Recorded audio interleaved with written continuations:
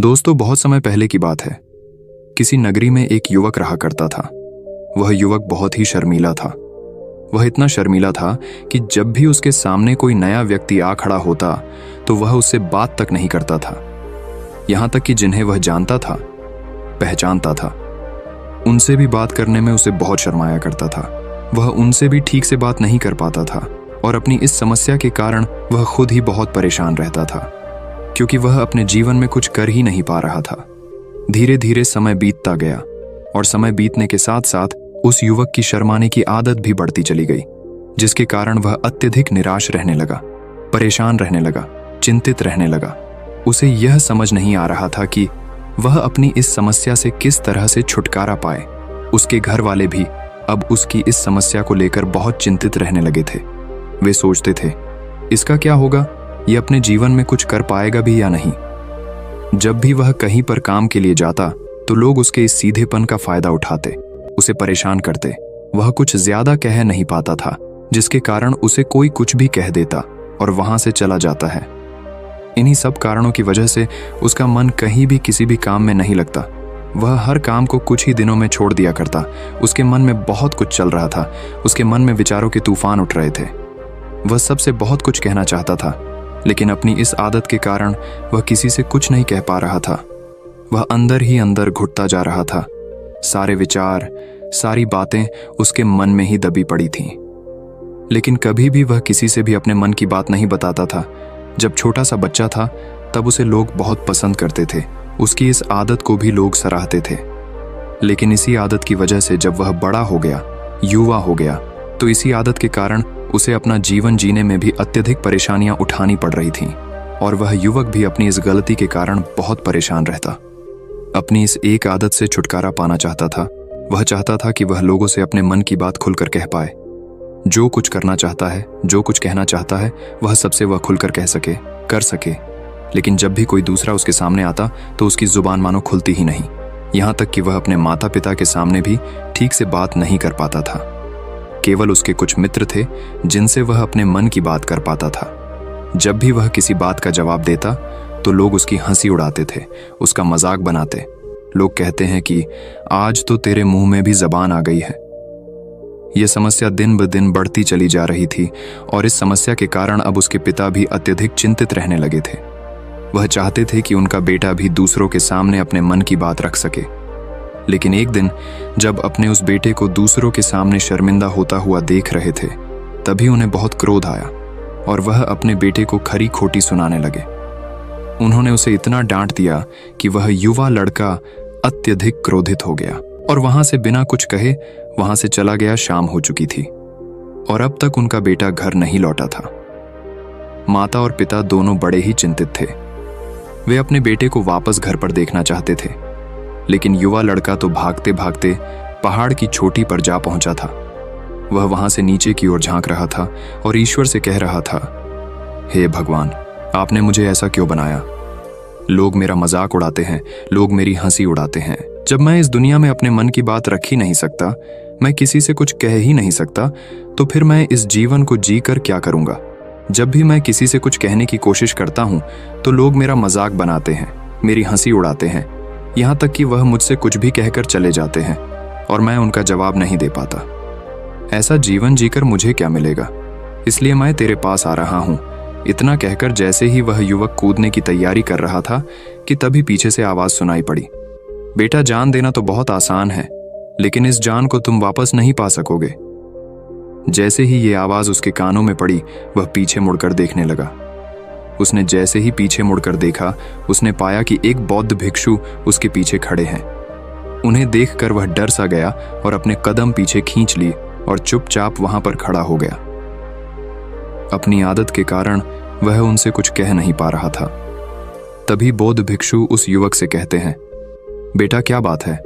आखिर तुम यहाँ पर क्या कर रहे हो और तुम अपने इस जीवन को क्यों समाप्त करना चाहते हो? ये अनमोल जीवन बहुत कम लोगों को नसीब होता है और तुम्हें यह जीवन व्यर्थ लगता है। इस पर वह युवक कहता है, नहीं नहीं, कुछ नहीं, मैं तो बस यहाँ पर खड़ा होकर देख रहा था। तभी बौद्ध भिक्षु उस युवक से कहते हैं, बेटा, मैं जानता हूं कि तुम यहाँ पर क्या करने आए थे। तुम मुझसे कुछ नहीं छुपा सकते, लेकिन मैं चाहता हूं कि तुम अपनी समस्या मुझसे खुद बताओ, तभी मैं उसका समाधान तुम्हें बता पाऊंगा। यदि तुम चाहते हो कि कोई तुम्हारी मदद करे तो उसके लिए पहले तुम्हें ही आगे बढ़ना होगा। यदि तुम चाहते हो कि मैं तुम्हारी समस्या का समाधान करूं तो तुम्हें मुझे अपनी समस्या बतानी होगी, वरना मैं कुछ नहीं कर सकूंगा। उन बौद्ध भिक्षु की यह बात सुनकर वह युवक कहता है, नहीं नहीं, मैं ठीक हूं, मैं सच कह रहा हूं। उस युवक की यह बात सुनकर बौद्ध भिक्षु उस युवक से कहते हैं, ठीक है बेटा, यदि तुम नहीं चाहते कि मैं तुम्हारी मदद करूं तो कोई बात नहीं, मैं तुम्हारी बात पर विश्वास कर लेता हूं। लेकिन तुम्हें भी मेरी एक बात पर विश्वास करना चाहिए कि मैं तुम्हारी मदद के लिए ही यहाँ पर आया हूँ। तुम चाहो तो तुम अपनी समस्या मुझे बता सकते हो और मैं तुम्हारी इस समस्या का समाधान भी अवश्य करूंगा। इसका जवाब देते हुए युवक उन बौद्ध भिक्षु से कहता है, नहीं नहीं, मैं ठीक हूँ, आप जाइए।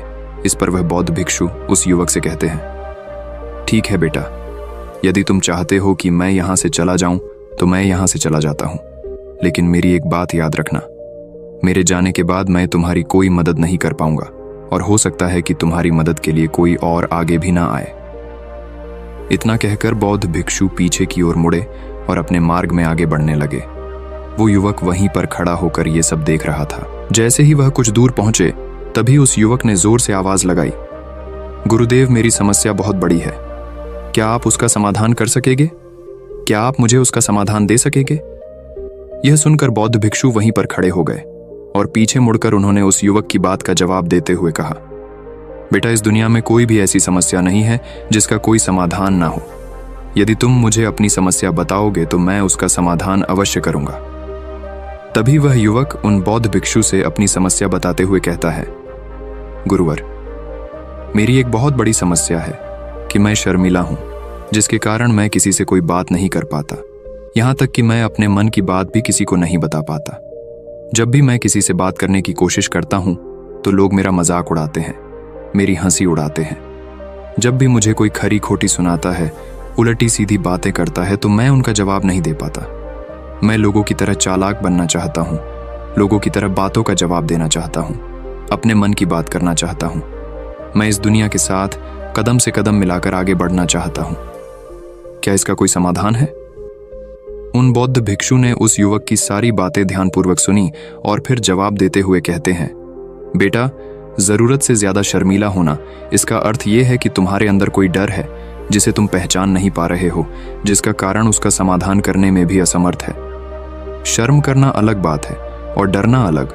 जब हमारे भीतर डर होता है तब हम कहीं भी किसी से भी कोई भी बात नहीं कर सकते। हमें चारों तरफ केवल डर ही नजर आता है और हम हर जगह से डरते ही रहते हैं। लेकिन इसे शर्माना नहीं कहते। शर्म तो बस एक हद तक तुम्हें चुप रख सकता है। फिर वह बौद्ध भिक्षु उस युवक से कहते हैं, बेटा, तुम सबसे अधिक किससे शर्माते हो? युवक इसका जवाब देते हुए कहता है, गुरुवर, मुझे अपने पिता से बात करने में बहुत शर्म आती है। मैं उनके सामने कुछ बोल ही नहीं पाता। तभी वह बौद्ध भिक्षु उस युवक से कहते हैं, अच्छा, तो ये बताओ, जब तुम अपने पिता से बात कर रहे होते हो या फिर बात करने का प्रयास करते हो तो तुम्हारे मन में कैसे ख्याल आते हैं? युवक इसका जवाब देते हुए कहता है, गुरुवर, जब भी मैं अपने पिता से बात करने का प्रयास करता हूं तो मुझे ऐसा लगता है कि मानो मेरे पिता अभी मुझे डांट देंगे, मुझ पर क्रोध करेंगे, मुझसे नाराज हो जाएंगे और कहीं ना कहीं मुझे यह भी लगता है कि मैं कुछ गलत बात ही करूंगा। यहाँ तक कि मेरे मन में ऐसे भी ख्याल आते हैं कि शायद मेरे पिता मुझसे प्यार ही नहीं करते। परंतु गुरुवर, आप कहते हैं कि शर्म अलग है और डरना अलग बात है, तो क्या कोई ऐसा उपाय है जिससे मुझे डर ही ना हो? क्या कोई ऐसा रास्ता है जिससे मेरे अंदर का ये डर पूरी तरह से समाप्त हो जाए? कृपा करके मुझे इस समस्या का समाधान बताइए। मुझे अपने इस डर से बाहर निकलना है। मुझे लोगों की तरह अपने इस जीवन को खुलकर जीना है। उस युवक की यह सारी बातें सुनकर बौद्ध भिक्षु उस युवक से कहते हैं, जाओ और अपने पिता से कहो कि मुझे कुछ काम करना है और उसके लिए मुझे आपसे कुछ धन चाहिए। यदि तुम उनसे धन मांगने में कामयाब हो गए तो मैं तुम्हें तुम्हारी समस्या का समाधान अवश्य बताऊंगा। वह युवक काफी घबरा गया। उसने उन गुरुवर से कहा, हे गुरुवर, मुझे यह कार्य न दीजिए। मैं उनसे कुछ नहीं कह पाता। उनके सामने तो मेरी बोलती तक बंद हो जाती है। मैं उनसे धन भला कैसे मांगूंगा? ये बात सुनकर बौद्ध भिक्षु उस युवक से कहते हैं, तब तो तुम्हारी समस्या का कोई भी समाधान नहीं है और ना ही तुम कभी भी अपने जीवन को खुलकर जी पाओगे। ये बात सुनकर युवक उन भिक्षुओं से कहता है, गुरुवर्ग, ऐसा ना कहे, कृपा करके मुझे कोई और कार्य बताइए, कोई ऐसा कार्य जिससे मेरे अंदर का डर पूरी तरह से समाप्त हो जाए। कोई ऐसा समाधान बताइए। इसका जवाब देते हुए वह बौद्ध भिक्षु उस युवक से कहते हैं, बेटा, यदि तुम्हें अपने अंदर के डर को समाप्त करना है तो पहले तुम्हें मेरा यह कार्य करना होगा जो मैंने तुम्हें कहा है। वह युवक घबराकर काफी देर सोच विचार करने के बाद पुन गुरुवर से कहता है, ठीक है, यदि आप चाहते हैं कि मैं इस कार्य को करूं तो मैं इसे करने का पूरा प्रयास करूंगा। इतना कहकर वह युवक अपने घर लौट जाता है। उसे देखकर उसके माता पिता बहुत खुश हो जाते हैं और वह युवक अपने पिता से डरते डरते कहता है, पिताजी, मुझे आपसे कुछ बात कहनी है। इस पर उसके पिता कहते हैं, बोलो क्या बात है। युवक आगे कहता है, पिताजी, मैं कुछ काम करना चाहता हूं और उसके लिए मुझे आपसे कुछ धन चाहिए। क्या आप मुझे कुछ धन दे सकते हैं? इतना सुनकर उस युवक के पिता ने उसकी ओर ध्यान से देखा। काफी देर देखने के बाद वह खुशी से झूम उठे और तुरंत ही उन्होंने कुछ धन अपने पुत्र के हाथों पर रख दिया और कहने लगे, बेटा, इतना धन काफी है कि तुम्हें और चाहिए। इसके जवाब में वह युवक अपने पिता से कहता है, नहीं नहीं पिताजी, इतना काफी है, मैं इतने से काम चला लूंगा। वह युवक को उस धन को लेकर तुरंत दौड़ा दौड़ा उन बौद्ध भिक्षु के पास लौटा और जो धन उसने अपने हाथों में ले रखा था उसे दिखाते हुए वह कहता है, गुरुवर, जैसा आपने कहा था मैं धन लेकर आपके पास आ चुका हूं। मैंने अपने पिता से धन मांग लिया है। अब मुझे आप मेरी समस्या का समाधान बताओ। तभी बौद्ध भिक्षु उस युवक से कहते हैं, अरे इतनी जल्दी क्या है, अभी तो तुम्हें मेरे लिए एक और काम करना है, तभी मैं तुम्हें तुम्हारी समस्या का समाधान अवश्य बताऊंगा। और यदि तुम मेरे लिए इस कार्य को पूरा नहीं कर सके तो मैं तुम्हें कभी भी तुम्हारी समस्या का समाधान नहीं बताने वाला। तभी वह युवक उन बौद्ध भिक्षुओं से कहता है, हे गुरुवर, अभी तो मैंने आपके लिए एक काम किया है, अभी आप मुझे एक और काम करने के लिए कह रहे हैं। तभी बौद्ध भिक्षु उस युवक से कहते हैं, हाँ, तुम्हें मेरे लिए एक और काम करना ही होगा। वह युवक एक बार फिर से काफी देर सोच विचार कर उन बौद्ध भिक्षु से कहता है, अच्छा ठीक है, बताइए अब मुझे क्या करना है। इसके जवाब में बौद्ध भिक्षु उस युवक से कहते हैं, जाओ और यह धन जो तुमने अपने पिता से मांग कर लाया है, इस धन को वापस अपने पिता को लौटा दो और साथ साथ ये भी कहना कि पिताजी, मैं अभी काम नहीं करना चाहता हूं, लेकिन जब समय आएगा तो मैं आपसे यह धन वापस ले लूंगा और उससे अपना काम पूरा करूंगा। यह बात सुनकर युवक एक बार फिर से ऊपर से नीचे तक पूरी तरह से कांप गया और कहने लगा, गुरुवर, आप मुझे कोई और काम सौंप दीजिए, मैं उसे जरूर करूंगा। लेकिन अब यदि मैं धन लेकर उनके पास वापस गया तो वह क्या सोचेंगे मेरे बारे में? मैं तो शर्मिंदा हो जाऊंगा उनके सामने। इसलिए गुरुवर, कृपया करके मुझे कोई और काम दे। तभी बौद्ध भिक्षु उस युवक से कहते हैं, बेटा, जो काम मैंने तुम्हें सौंपा है तुम्हें उसी कार्य को पूरा करना होगा, अन्यथा तुम्हारी समस्या का समाधान मैं तुम्हें नहीं बताने वाला। काफी देर सोच विचार करने के बाद वह उन बौद्ध भिक्षु से कहता है, ठीक है गुरुवर, मैं वापस जाता हूं और ये धन लौटाकर मैं अब भी आता। वह तुरंत दौड़ा अपने पिता के पास वापस लौटा और उसने अपने पिता से कहा, पिताजी, मैं यह धन अभी नहीं लेना चाहता, अभी ये धन आप मुझसे वापस ले लीजिए। जब मुझे कोई काम पड़ेगा तो मैं आपसे ये धन वापस ले लूंगा। उसके पिता ने उस युवक की तरफ घूर घूर कर काफी देर तक देखा और फिर मुस्कुराते हुए कहने लगे, बेटा, मैं समझता हूं कि किसी भी काम को शुरू करने से पहले हमें उसके बारे में जानकारी इकट्ठा करनी चाहिए। उसके बारे में समझना जरूरी है। कब, क्या, कैसे और कब तक करना है, इसके बारे में भी हमें जानकारी लेनी जरूरी है। कोई भी काम ऐसे ही नहीं शुरू किया जा सकता, उसमें हम नहीं होंगे या फिर नहीं, इसका भी अनुमान हमें लगाना पड़ता है। और जब हम इन सभी के बारे में सही जानकारी प्राप्त कर लेते हैं तभी हमें धन लगाना चाहिए। मुझे बहुत खुशी है कि तुमने ये सही निर्णय लिया है। जब तुम्हें यह समझ में आ जाए कि जो कार्य तुम करने जा रहे हो वह तुम्हारे लिए उचित है, तब तुम चाहो तो मैं तुम्हें यह धन वापस लौटा दूंगा। युवक अपने पिता से यह सारी बातें सुनकर मन ही मन बहुत प्रसन्न था। उसने ये तो उम्मीद तक नहीं की थी कि उसके पिता हंसकर उसे इस तरह से सारी बातें समझाएंगे। वह मन ही मन ये सोच ही रहा था कि तभी उसके पिताजी उसके और करीब आए और अपनी उस युवा बेटे को गले से लगा लिया। जैसे ही उसके पिता ने उस युवक को गले से लगाया, उसको बहुत अच्छा महसूस हुआ। उसका आत्मविश्वास, उसका हौसला और बढ़ता गया। उसके बाद युवक वापस पुन गुरुवर के पास लौटा और कहने लगा, गुरुवर, जैसा आपने कहा था मैंने बिल्कुल वैसा ही किया है। मैंने धन अपने पिता को वापस कर दिया है। अब तो कृपया करके मुझे मेरी समस्या का समाधान बता दीजिए। तभी बौद्ध भिक्षु उस युवक की तरफ देखकर मुस्कुराते हैं और इस युवक से कहते हैं, बेटा इतनी जल्दी क्या है, अभी तो तुम्हें मेरे लिए एक और काम करना ही पड़ेगा। वह युवक कहता है, महाराज, आप आखिर मुझसे बार बार इस तरह से काम क्यों करवा रहे हैं? क्या आपके पास मेरी समस्या का कोई समाधान नहीं है? कहीं आप मुझे बेवकूफ तो नहीं बना रहे? जिस तरह से लोग मुझे बेवकूफ बनाते हैं, क्या आप भी मेरे साथ वही तो नहीं कर रहे? आपने कहा जाओ अपने पिता से पैसे मांग कर लाओ, मैंने पैसे मांग कर लाए आपने, फिर कहा जाओ ये पैसे अपने पिता को लौटा कर आओ, मैंने आपके कहे अनुसार बिल्कुल वैसा ही किया। और अब आप कह रहे हैं कि मैं आपके लिए एक और काम करूं? नहीं, ये मुझसे नहीं होगा। तभी बौद्ध भिक्षु उस युवक की तरफ देखकर मुस्कुराते हैं और कहते हैं, बेटा बस ये आखिरी काम है और यह बहुत सरल भी है। तुम जैसे ही इस कार्य को पूरा करोगे, मैं तुम्हें वचन देता हूं कि मैं तुम्हारी समस्या का समाधान तुम्हें अवश्य बताऊंगा। इस पर वह युवक फिर से एक बार सोच विचार करता है और उन बौद्ध भिक्षु से कहता है, ठीक है, लेकिन ये आखिरी काम जो मैं आपके लिए करूंगा, बताइए मुझे क्या करना है। तभी बौद्ध भिक्षु एक मूर्ति निकालकर उस युवक के हाथ में थमा देते हैं। वह मूर्ति देखने में बहुत ही साधारण सी थी, लेकिन वह बौद्ध भिक्षु उस युवक से कहते हैं, बेटा तुम्हें इसे बाजार में ले जाना है, इसे बेचना है और इसके बदले में तुम्हें 100 सोने के सिक्के लेकर आने हैं। जब तुम यह करने में सफल हो जाओगे, तभी मैं तुम्हें तुम्हारी समस्या का समाधान तुम्हें बता पाऊंगा। वह युवक उस मूर्ति को अपने हाथ में लेकर बड़े ही गौर से देखता है और उन बौद्ध भिक्षुओं से कहता है, हे गुरुवर, ये तो बड़ी ही साधारण सी मूर्ति लग रही है, मानो मिट्टी की बनाई गई। इसके लिए भला 100 सोने के सिक्के मुझे कौन देगा? कहीं आपका माथा फिर तो नहीं गया है? इसके 1 या 2 सोने के सिक्के मिल जाए, वही बहुत है, लेकिन इसके लिए 100 सोने के सिक्के कोई नहीं देगा।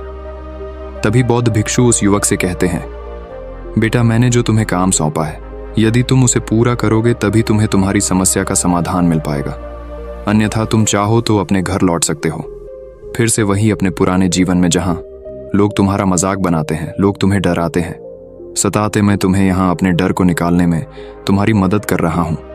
तुम मेरे यहाँ काम करके अपने डर को धीरे धीरे भगा पाओगे। मेरे इस काम को पूरा कर दो, तुम्हें सब समझ आ जाएगा। वह युवक उन बौद्ध भिक्षुओं की बात सुनकर मन ही मन ये विचार करता है कि मुझे तो मेरी समस्या का समाधान किसी भी हालत में चाहिए, जिस कारण वह उस मूर्ति को उठाकर बाजार की ओर चल पड़ता है। बाजार पहुंचकर वो एक जगह चुपचाप उस मूर्ति को लेकर खड़ा हो जाता है और इंतजार करने लगता है कि कोई आएगा और उसे उस मूर्ति के बारे में पूछेगा, और तब वह उस मूर्ति के लिए 100 सोने के सिक्के की मांग करेगा। देखते ही देखते काफी समय बीत गया, लेकिन अभी तक उसके पास कोई भी व्यक्ति नहीं आया था। उसने आसपास देखा तो लोग चिल्ला चिल्ला कर अपने सामानों को बेच रहे थे, जोर जोर से आवाज लगा रहे थे। उसने भी सोचा, यदि मुझे अपनी इस मूर्ति को बेचना है तो मुझे भी जोर जोर से आवाज लगानी होगी। उस युवक ने चिल्लाना शुरू किया, लेकिन वह इतनी जोर से नहीं चिल्ला रहा था, उसकी आवाज उसे खुद तक सुनाई नहीं पड़ रही थी।